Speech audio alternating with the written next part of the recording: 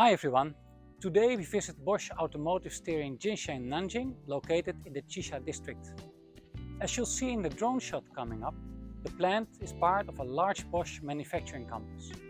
Qixia Development Zone is a high-growth area with many international companies. Bosch Automotive Steering Jinshan established in Nanjing in 2001. They produce steering pumps and transmission pumps on 14,300 square meters in 2 factory halls. The factory has a design capacity of up to 750 million CNY and they employ 350 people, of which 1 foreigner. Our host is the General Manager, Mr. Mark Bryant. Let's go inside and meet him.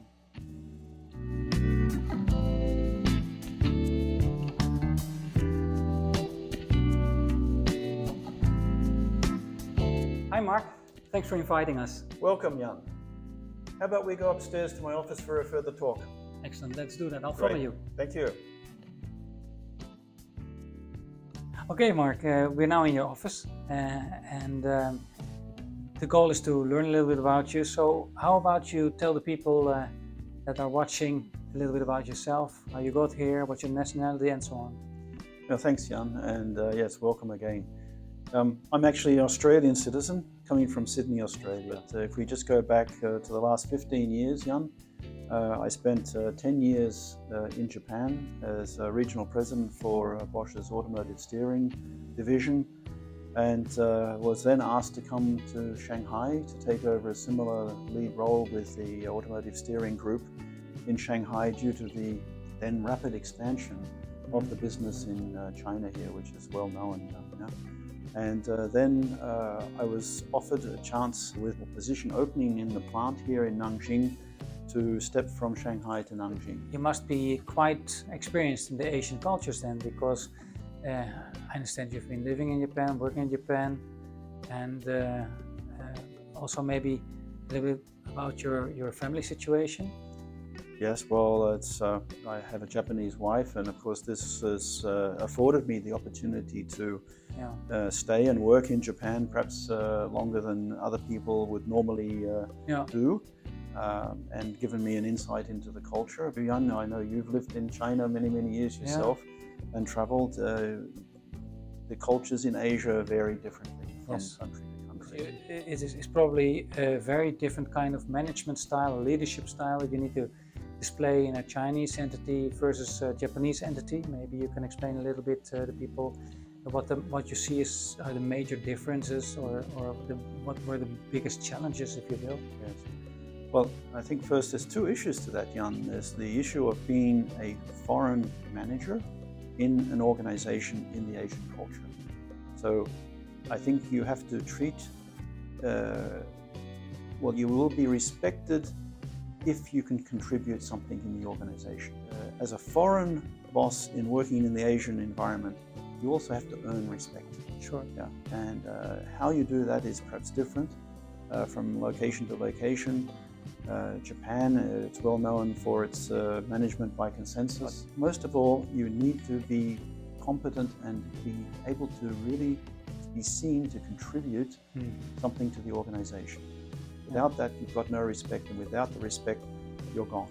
Yeah, that I understand. Mark, we've been walking around the factory, we've been having a look around, so thanks for the tour.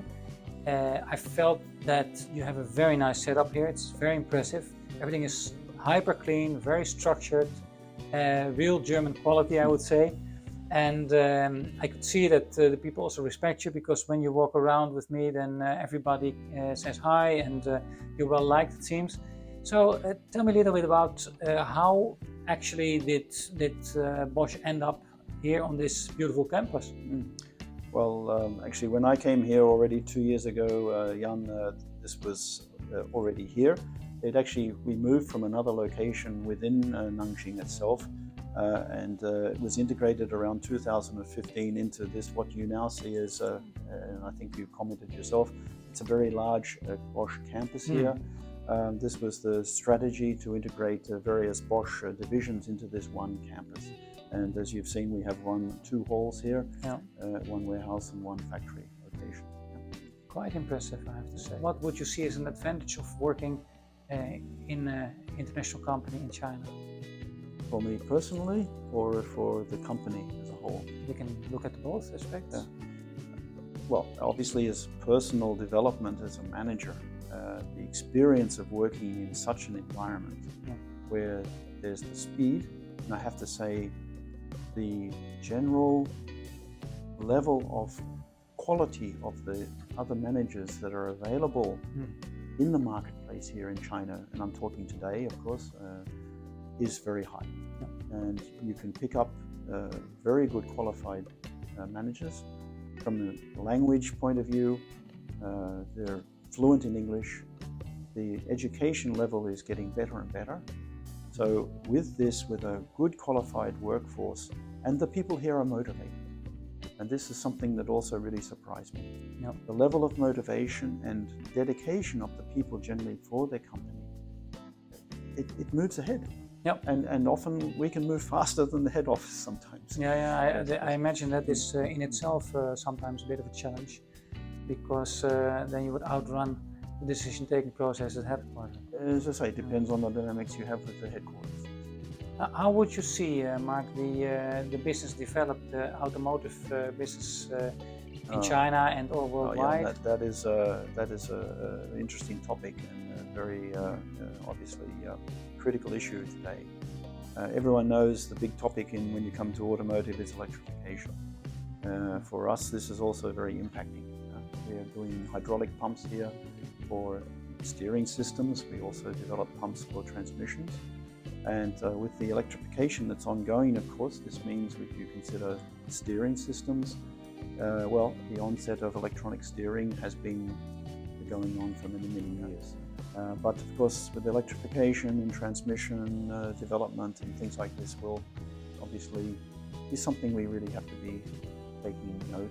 I imagine that you guys are doing a lot of R&D, because I saw some test labs, and with the market you make the transition to the electrification. It's necessary, yes. From full mechanical hydraulic to electro-hydraulic to potentially full electric.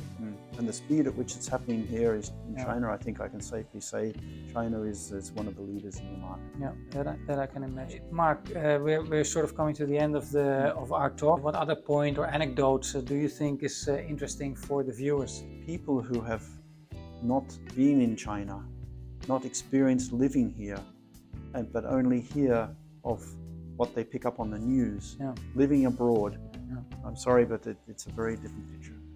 And when you come here and work here, it's very really awe-inspiring.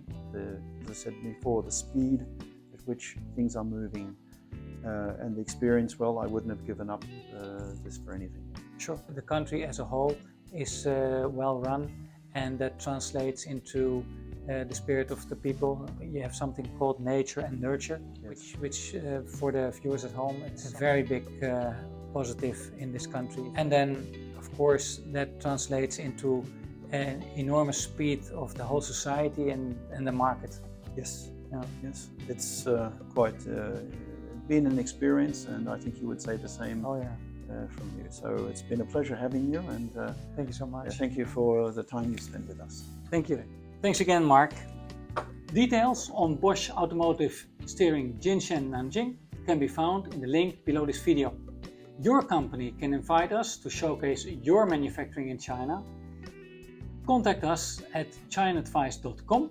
Thank you so much for watching. If you want more videos like these, please like, share, subscribe, and hit the bell button. This is Mark Bryan of Bosch Nanjing and Jan Molenkamp of China Advice. See you all next time.